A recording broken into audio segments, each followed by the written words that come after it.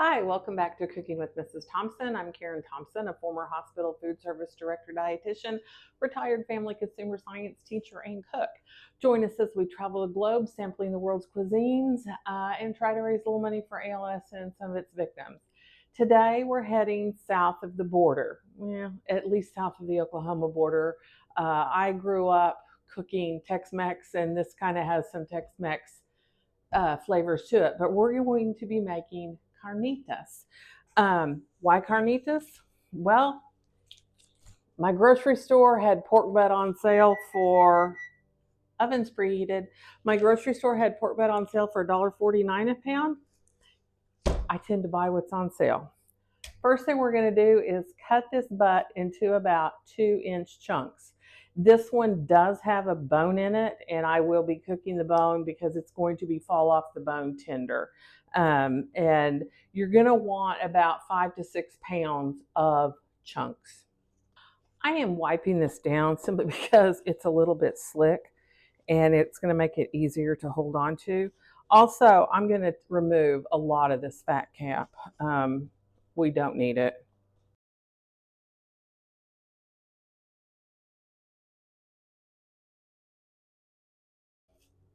Okay, that's pretty good. Now I'm just going to cut it into 2 to 3 inch chunks. There is a bone in there, and I will obviously not cut through the bone. My meat's all been cut up into some 2 to 3 inch chunks. I got as much of the meat off the bone as I could, but there's still a great deal of meat on it. I'm going to be cooking it because we're going to be shredding this and the bone will pull out. So there's still a lot of meat and a lot of flavor. I'm going to put all of this into a Dutch oven along with about 10 cloves of garlic. My hands got meat all over it, so I don't want to contaminate all my garlic. 1, 2. And I'm also going to put a rough chopped onion in it. Okay. Our spices: 2 teaspoons of salt, 2 tablespoons of ground coriander, 1 teaspoon of red pepper flakes, 2 tablespoons of cumin, 1 tablespoon of oregano, Mexican oregano if you have it. It is slightly different. It's got a little more fruity notes than regular oregano, and we're just going to sprinkle all this over.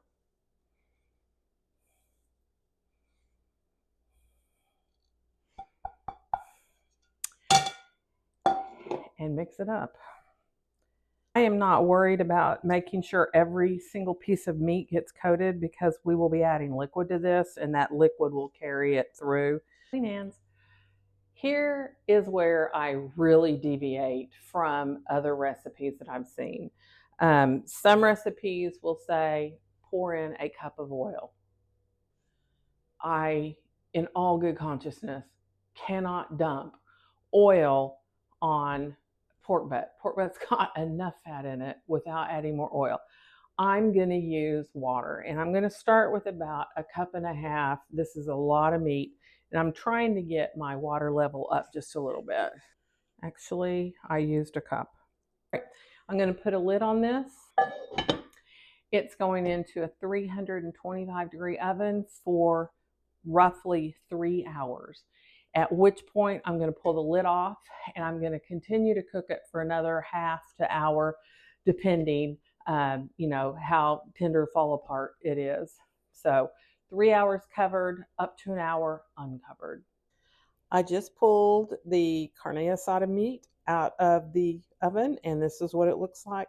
I'm going to let it cool for just a minute, take it out, and I will be shredding it. I ended up with a huge platter of meat. The carnitas is done. This would be fabulous as a taco with pickled onion, cilantro, and maybe some cabbage threads. I'm actually going to turn some of mine into an enchilada casserole to take to my friend tomorrow, and then one for us. This is a lot of meat, and it freezes super well, and it's really, really nice to have it in your freezer. So next, what I'm going to do is shred it, but I wanted to show you, remember that bone? Watch this. This thing, the meat just falls off that bone. And then I'm just going to take my fingers and shred. From the pork butt, we ended up with a lot of shredded pork carnitas. Homemade enchilada sauce is so easy and so customizable. I'm making a pretty good amount because I plan on making more than one casserole. In my pot, I have 8 cups of either beef stock or beef bouillon in water. I'm using the bouillon. It is salted, so I'm not going to be adding salt until I taste to make sure it doesn't need it. So that is the base of our sauce. To this, we're going to add several things. I'm going to add 1 tablespoon of cumin, 2 tablespoons of chili powder, 1 tablespoon of garlic powder,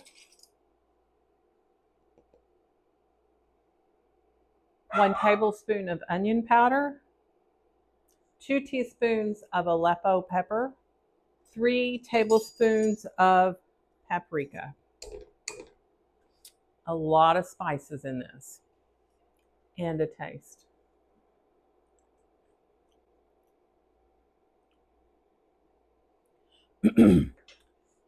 Right now, it's incredibly spicy. We will be toning it down a little bit. So I want to thicken it, and you can thicken with the thickener of your choice. You could use an oil and flour mixture, which is what we generally did at the hospital, equal parts oil to flour.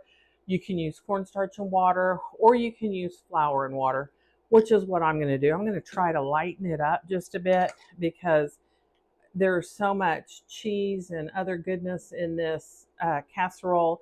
We really don't need the extra. I want this to boil for at least 1 minute to cook that flour. Now, the disadvantage of using a flour water mixture rather than a flour oil mixture is you often get little clumps of flour. If you can live with that, it's going to be a little bit lighter version than using the oil and flour mixture. All right, it's boiled for a minute. We're going to add some cheese to this. Now, I found this at Costco. I also actually saw it at my regular grocery store too. A Marca Chihuahua brand. It is a real cheese, but it's specifically, I think, made for melting. So I'm going to put about a cup of cheese in here and give this a good stir and give it a taste. Very good. If you find that you're not a real spice connoisseur, I would cut back on the Aleppo. You could eliminate it completely. This is giving it a bit of a kick. It's not too hot for me. All right, so our sauce is done. We're going to set it to the side and get started on the rest of the casserole. I have my casserole layering station set up and ready to rock. I've got 1 7-ounce can of chopped green chilies, my sauce. I have very, very finely diced chopped onion. I'll probably use about half of it per pan. My meat, and I'm using corn tortillas. I like the flavor of corn. It's more traditional in an enchilada. So the first thing that we're going to do is put some sauce in the bottom of our pan. Spread that around. And I'm going to lay my tortillas in there. Feel free to cut tortillas in half if you need to. I did in order to get all the way to the edge, and that is just fine. I'm going to put meat next. And I just want to, make sure it's good and busted up. I don't think you guys can see, but the dogs have smelled the meat. They decided to join me today.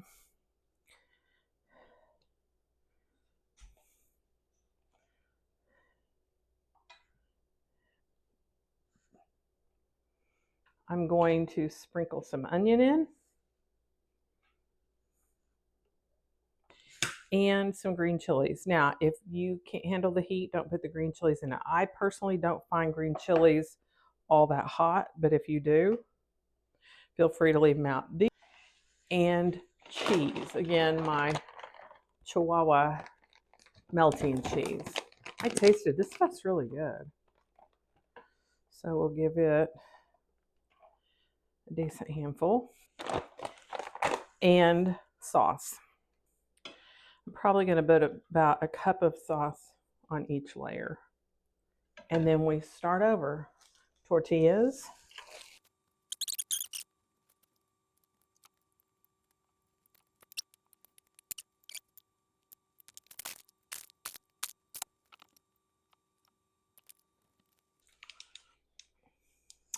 There you have it.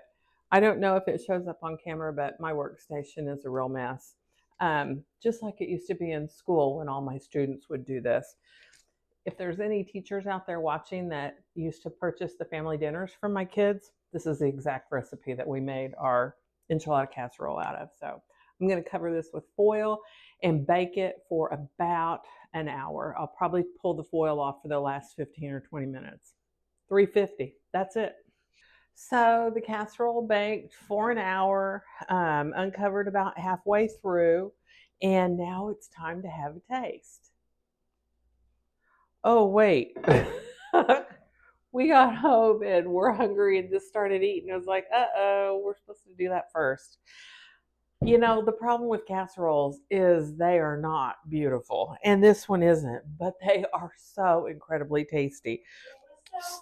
So my daughter is in the other room. Come in here, Kristen, say that. It was so good. It really is good. It's not real pretty, but it's so incredibly tasty. Delicious. Guys, please like, share, follow. Leave a comment, and you all have a wonderful day. Thank you.